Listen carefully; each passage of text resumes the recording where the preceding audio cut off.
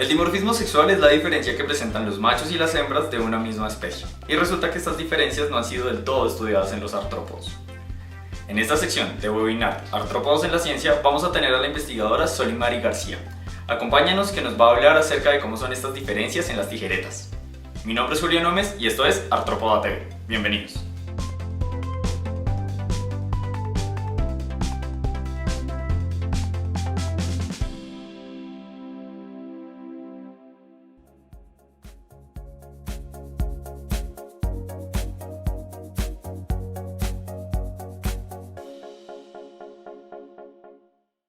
Bueno, buenas tardes. Quería comenzar agradeciendo a los organizadores de este evento gigante. Estoy muy feliz de estar aquí con ustedes y sobre todo poder compartir un poquito con el público las cosas que hacemos en la ciencia. Okay. Entonces, hoy voy a hablarles sobre dimorfismo sexual en tijeretas y vamos a explorar un poco patrones y procesos que podemos encontrar. Vamos a ver qué es eso de dimorfismo sexual. Entonces, aquí en la imagen, ustedes pueden ver 6 parejas de diferentes especies y en general ustedes se van a dar cuenta que el macho y la hembra, independientemente de cuál es cuál, son diferentes entre sí y a eso es a lo que nosotros llamamos dimorfismo sexual. Esas son diferencias, ya sea características morfológicas como las que ven aquí o en comportamentales o fisiológicas entre machos y hembras que no están relacionadas a la genitalia de ellos, son como características secundarias, llamamos. Entonces, si vemos más detalle, vamos a encontrar que existen algunos patrones. Por ejemplo, en arañas y en sapos es común que los machos sean los más pequeños y las hembras sean las más grandes. Entonces, las hembras tendrían el beneficio de que cuanto más grandes, ellas más huevos o más hijos van a tener. Y los machos, al ser pequeños, ellos pueden tener más facilidades, por ejemplo, para moverse y encontrar parejas. En otros grupos, por ejemplo, en aves y en peces, lo que es más común es que los machos sean bien llamativos, ellos tengan coloraciones o estructuras que los hacen atractivos, entonces que llamamos ornamentos. Y normalmente los machos que sean más ornamentados son los más atractivos desde la perspectiva de las hembras y por tanto van a tener más hijitos. ¿Ya? En mamíferos y en artrópodos o en algunos insectos, en algunos casos, es común ver que los machos son más grandes y también son más armados, o sea, ellos tienen armas. Aunque no parezca extraño, en insectos ocurre. Por ejemplo, en este animal aquí, el arma es la base del ojo. Este es el ojo y la base del ojo se vuelve un arma. Pero ¿para qué armas si el tamaño podrían ser importantes? Pues resulta que los machos pelean entre sí por acceder a ser dueños de un territorio o por acceder al acceso de parceros, de hembras, digamos, y conseguir aparearse con ellas. Entonces, cuanto mayor los machos sean o más armas ellos tengan, mayor la probabilidad y la chance de ellos tener hijos al final. Entonces, esos beneficios reproductivos explican por qué los machos son mayores que las hembras en muchas especies, no solamente en gorilas y en artrópodos, sino también en nuestra propia especie, entre humanos. Y hay una cosa bien interesante, y es que ese dimorfismo sexual puede variar entre poblaciones dentro de la misma especie. Entonces, como un ejemplo, pensando en nuestra propia especie, si nosotros pensamos en las personas que viven en Noruega y en las personas que viven en Perú, vamos a darnos cuenta que, además de que los noruegos son mayores en tamaño que los peruanos, incluso que los colombianos, un patrón bacano es que los machos son mayores que las hembras, o sea, los hombres en esta población son mayores que las hembras, y esa diferencia, esa magnitud es todavía mayor que la diferencia que encontramos por ejemplo, en Perú. Entonces, esas cosas, el dimorfismo sexual puede ser influenciado por factores genéticos, claro, pero también por factores ambientales, como por ejemplo la temperatura y la alimentación. Yo les voy a contar un poquito lo que sabemos en relación a cómo la temperatura afecta el tamaño, por ejemplo. Entonces, para individuos invertebrados que son ectotérmicos, o sea, su metabolismo depende de la temperatura del ambiente externo, se han hecho experimentos con, por ejemplo, con estas mariposas y se sabe que la temperatura tiene un efecto crucial en el tamaño del cuerpo. Entonces, por ejemplo, si los investigadores cuidan esas larvas de las mariposas, de las polillas en este caso, en ambientes de diferente temperatura, ellos se dan cuenta que si la temperatura es fría, el tamaño corporal del adulto, de la mariposa, va a ser grande, pero si la temperatura es calientica, el tamaño corporal va a ser menor. Y eso se debe a que la temperatura acelera tanto el metabolismo que ellos se demoran mucho menos en volverse en adultos y ese tiempo no es suficiente para que ellos tengan un tamaño grande al final de su desarrollo completo. Y eso genera unos patrones en una escala macroecológica también.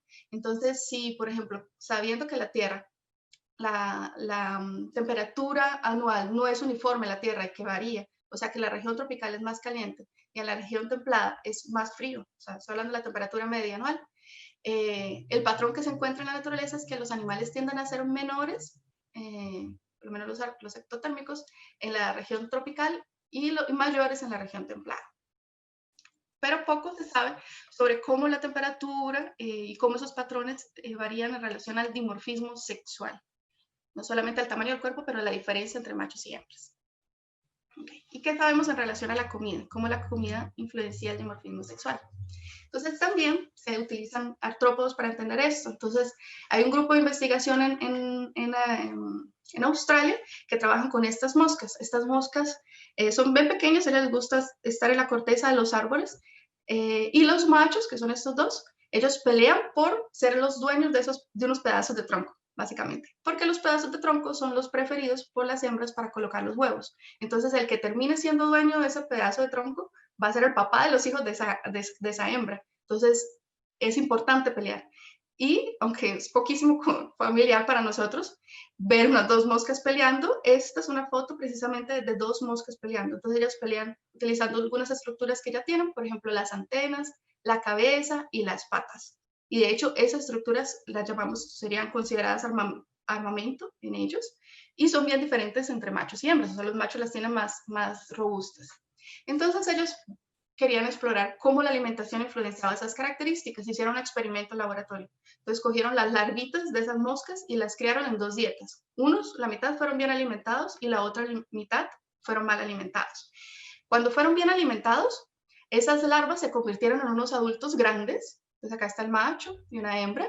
Y además de eso, los machos desarrollaron unas antenas, una cabeza y unas piernas bien buenas. O sea, las armas de ellos estaban bien desarrolladas. Ya, cuando ellos vieron los adultos que fueron producidos de esas larvas, que fueron mal alimentadas, se dieron cuenta que en general el tamaño del cuerpo era pequeño en comparación con los bien alimentados y los machos no tenían tantos esos armamentos, ¿cierto? En comparación, ellos no eran tan armados. Entonces, con ese experimento nosotros aprendimos tres cosas súper importantes. Uno, que el tamaño corporal en general depende de la alimentación. Dos, que los machos y en particular sus armamentos son bien sensibles a la alimentación. O sea, si ustedes ven, las hembras no varían tanto, o sea, muy un poco el tamaño, pero los machos varía bastante el tamaño y además la expresión de esas características sexualmente seleccionadas que son los armamentos. Y eso como consecuencia trae que la alimentación en últimas está influenciando el dimorfismo sexual, porque si ustedes se prestan atención a las diferencias de machos y hembras cuando fueron bien alimentados, nos vamos a dar cuenta que son radicales, en cuanto que cuando fueron mal alimentados, las diferencias sexuales fueron bien poquitas. Entonces, esos dos factores, tanto la temperatura como la alimentación, influenciando el dimorfismo sexual, llamó mucho mi atención. Entonces, vine para Brasil a hacer mi maestría con este aspecto. Fui orientada por el profesor Glauco Machado, trabajé en la USP y con el apoyo del financiero de FAPESP, que es una entidad aquí que nos ayuda bastante con eso. Entonces, para estudiar un poco más a fondo ese tema, escogí como organismo modelo los insectos que llamamos dermápteros. Entonces, los dermápteros, el nombre hace alusión a las alas que parecen piel, derma viene de piel. Ellos tienen dos pares de alas, ¿no? Una que parece más durita y una membranosa que está abajo. Ellos casi no la usan para volar, la verdad, pero la tienen. Pero todos nosotros las conocemos más por esas estructuras que tienen al final del abdomen, que son unos cercos modificados en formato de tijeras o formato de forceps, yo los llamo forceps, y debido a esa estructura todos nosotros las conocemos por el nombre común de tijeretas. Este orden tiene varias especies, son 2000 especies, pero seguramente hay muchas más que esas. Están distribuidas en 12 familias y las podemos encontrar en todas las esquinas del mundo, excepto la Antártica. Y una cosa que me pareció muy interesante de este modelo es que, a diferencia de esos otros trabajos que se han hecho así, o sea, a diferencia de las mariposas y las moscas, que tienen una metamorfosis completa, o sea, ellos se cambian radicalmente de la fase inmadura a la fase adulta, mudan radicalmente. Los dermápteros tienen una metamorfosis incompleta, entonces era perfecto para entender si esas cosas que se habían encontrado con los organismos que tienen metamorfosis completa también aplicaba para los dermápteros que tienen una metamorfosis incompleta. Ok, si ustedes buscan en Google qué es Dermaptera, una de las primeras cosas que van a encontrar es que los dermápteros son plagas de cultivos y les van a dar un montón de instrucciones sobre cómo conseguir erradicar las dermápteras de sus jardines. Pero lo que pocas personas saben es, por ejemplo, que en Dermaptera el cuidado maternal es súper importante. Las hembras son súper cuidadosas, ellas hacen unos refugios en la arena, en la tierra, protegen, colocan sus huevos, los cuidan, evitan que les lleguen hongos, los cambian de un lugar para otro, están atentos a todo. Son súper cuidadosas y ese cuidado inclusive va más allá. Después de que los ninfas nacen, las hembras incluso hasta les dan alimento y las cuidan por otro tiempo. Entonces el cuidado maternal es un aspecto súper bacano de los dermápteros. Y lo que en realidad me interesaba para poder hacer mi investigación era el dimorfismo sexual. Entonces en estas orden, las hembras en general son diferentes de los machos, principalmente, tanto en el tamaño del cuerpo, y cuando yo me refiero acá al tamaño del cuerpo, vamos a hablar de una estructura que es fija, vamos a hablar del tórax, que es un proxy del tamaño del cuerpo, y también los forceps, además de ser un poco diferentes en formato, el macho los tiene son mayores. Entonces, machos son mayores en tamaño del cuerpo y mayores en tamaño del forceps. Y como yo quería saber también esas diferencias entre poblaciones, entonces yo necesité escoger una especie, dentro de todas las posibilidades de Dermaptera, una especie que tuviera varias poblaciones. Entonces encontré aquí en Brasil una especie que se llama la Vidura xanthopus ideal, precisamente ella vive en el litoral brasilero, en toda la región de la costa de Brasil, ella vive bien próxima al mar, ella hace unos refugios en la arena, aquí hay una cabecita pequeñita de ella, y ella se refugia en esas áreas. Y esa especie en particular utiliza bastante los forceps para capturar presas. También lo utiliza para defender, o sea que es un dedo mío siendo pinzado por ellas. Y también lo utilizan para copular. Entonces en el proceso de la cópula ellos parecen estimular a la hembra con los forceps y también pelean entre machos. Aquí estoy mostrando en detalle una pelea entre ellos. Entonces ellos se intentan pellizcar con los forceps, pero a veces esos pellizcos son realmente fuertes, tanto que consiguen perforar el exoesqueleto de estos insectos. Y es común inclusive en la naturaleza encontrar los animales con cicatrices en esa región. Entonces mi primera pregunta fue ¿cómo la temperatura influencia el dimorfismo sexual? Y aquí yo hice un abordaje de muestreo. Entonces yo dije, ok, en la naturaleza la temperatura varía, entonces voy a estudiar cómo el dimorfismo sexual varía en la naturaleza. Entonces lo que hice fue que colecté individuos de varias poblaciones en toda la playa de Brasil. Entonces en total conseguí colectar 20 poblaciones de tijeretas. Entonces aquí estamos viendo cómo la temperatura anual varía. Entonces de hecho la parte más al norte era más caliente que la parte del sur. Entonces yo tenía una variación grande de temperatura. Después llevaba a los individuos al laboratorio y les realizaba medidas. Entonces los medía. Entonces medía el tamaño del cuerpo y el tamaño del forceps de todos ellos. Y bueno, ¿qué fue lo que encontré? Entonces les voy a mostrar cómo el tamaño del cuerpo varió con la temperatura media anual de esas localidades donde conseguí las tijeretas. Entonces la tendencia general que encontré es que el tamaño del cuerpo disminuye tanto para machos, que es la línea azul, cuanto para hembras. Y lo que no encontré fue diferencias en el dimorfismo sexual. O sea, las diferencias fueron constantes a lo largo de esa variación de temperatura. Entonces, básicamente lo que tenemos es que en la región tropical las tijeretas fueron menores que en la región templada. Algo bien parecido a lo que vimos que pasaba con las mariposas. Ok. ¿Y qué pasó con el armamento? Pues con el armamento el patrón fue un poco diferente. Cuando la temperatura fue fría, o sea, en la región sur, encontramos mayor diferencia de dimorfismo sexual en el armamento, y ya en la región tropical ese dimorfismo sexual fue menor. Es súper interesante porque la temperatura en últimas afectó fue la expresión de esas características de armamento. Y mi segunda pregunta fue, ¿cómo la alimentación influencia el dimorfismo sexual? Entonces aquí yo lo hice un poco diferente. Yo quería hacerlo un poco más controlado, entonces lo hice en condiciones de laboratorio. Entonces aproveché y colecté individuos en campo, tanto de dos poblaciones, la llevé para el laboratorio, esperé a que 40 hembras colocaran huevos, y después cuidé los hijos de esas hembras hasta que se volvieron adultos. Entonces, durante todo ese proceso de desarrollo, yo alimentaba a los animales con comida de pescado carnívoro. Ellas adoraron esa comida y me facilitó la vida porque no tenía que darle animales para que ellos predaran.